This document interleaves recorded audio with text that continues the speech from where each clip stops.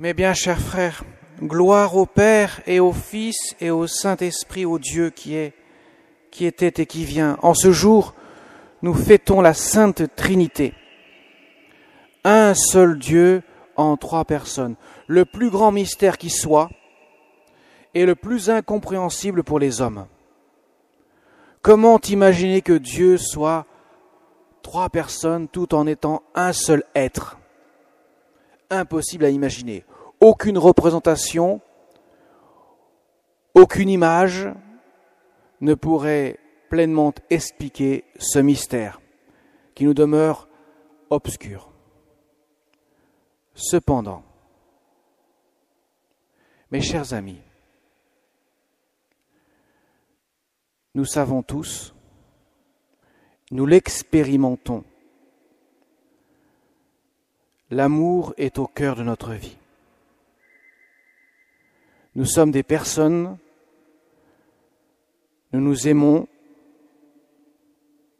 nous pouvons aimer et être aimés. Jésus dira, il n'y a pas de plus grand amour que de donner sa vie pour ceux qu'on aime.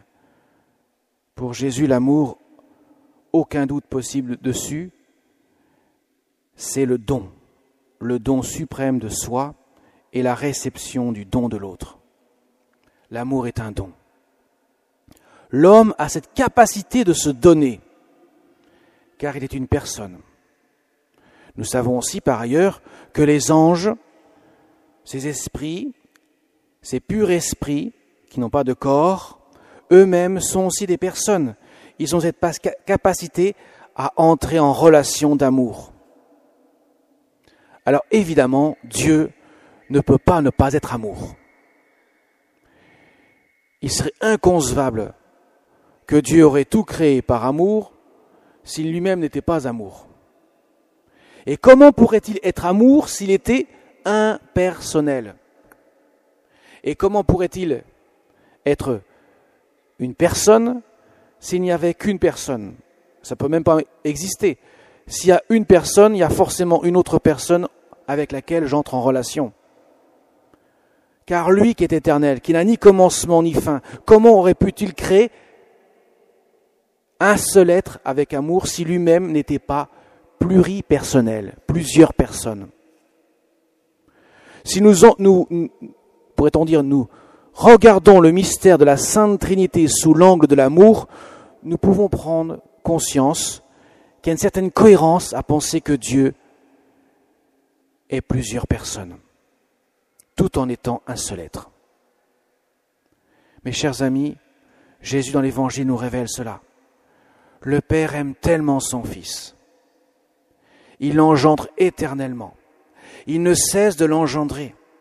Il ne cesse de lui donner tout ce qu'il est, de telle sorte que le Fils, dans sa grandeur suprême, reçoit tout ce que le Père lui donne, reçoit l'être du Père au point que le Père et le Fils sont bien le même être. Il n'y a pas de distinction au niveau de l'être, puisqu'ils sont le même Dieu. Et cet amour du Père et du Fils, l'un donnant, l'autre recevant, procède le Saint-Esprit. De même que dans un couple, l'amour fait surgir la vie. Ainsi, mes chers amis, il est donc cohérent, bien qu'il est incompréhensible, de penser que Dieu soit Trinité. Bien plus cohérent de le penser que de penser qu'il serait impersonnel. Un sort d'astre au fin fond de l'univers qui n'aurait aucune relation est inconcevable. Dieu est forcément amour et forcément plusieurs personnes.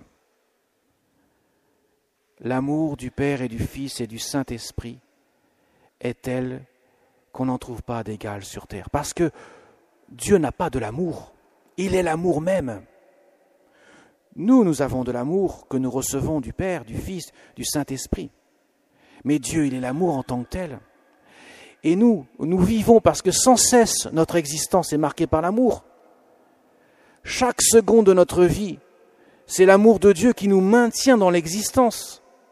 Ce n'est pas nous-mêmes qui nous maintenons dans l'existence. Nous recevons cette vie de Dieu chaque instant, à l'instant que nous vivons en ce moment, nous existons, nous sommes en vie, parce que nous recevons l'existence de Dieu. Dieu nous maintient dans l'existence par pur amour. C'est un acte d'amour, la création. Elle est en perpétuelle existence parce que Dieu la maintient dans l'existence par un acte d'amour.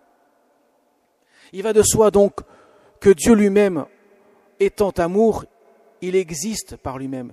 S'il n'était pas amour, il ne pourrait pas exister, car rien n'existe sans l'amour même. C'est le Père qui donne tout à son Fils, engendrant le Fils. Le Fils est engendré du Père, le Saint-Esprit procède du Père et du Fils, de telle sorte que les trois existent éternellement. Voyez mes chers amis, l'amour est au cœur de Dieu. Et si nous regardons sous l'angle de l'amour le mystère de la Sainte Trinité, nous entrons dans une dimension qui est insoupçonnée pour l'homme. Jamais l'homme n'aurait pu imaginer un tel mystère. Et cela nous révèle quelque chose de profond pour nous. Parce que vous pouvez vous dire, mais d'accord, Dieu est Trinité, ok, mais pour nous, ça change quoi? Eh bien, ça change tout. Si Dieu n'est pas Trinité, il ne peut pas nous sauver. Il n'aurait même pas créé quoi que ce soit. Mais il ne pourrait même pas nous sauver parce qu'il ne pourrait pas nous donner la vie éternelle. Car la vie éternelle, dira Jésus, c'est de te connaître toi, Père, le seul Dieu. Autrement dit, d'entrer dans une relation d'amour avec toi, Père. Effectivement, la vie éternelle n'est pas autre chose que de recevoir la vie du Fils en nous, dans le Saint-Esprit, de telle sorte que nous sommes, en tant que fils et filles adoptifs du Père, dans le sein même de la Sainte Trinité. C'est-à-dire, mes chers amis, la vie éternelle n'est pas autre chose que de participer à la vie de Dieu, que de vivre de Dieu lui-même. Vous voyez que c'est loin d'un paradis terrestre que certains ont imaginé. Les plages fines, avec un cocotier, un palmier sous lequel on se délasse, en train de siroter un jus de fruits ou une bière. Ce n'est pas ça le paradis. Ce n'est pas le Club Med.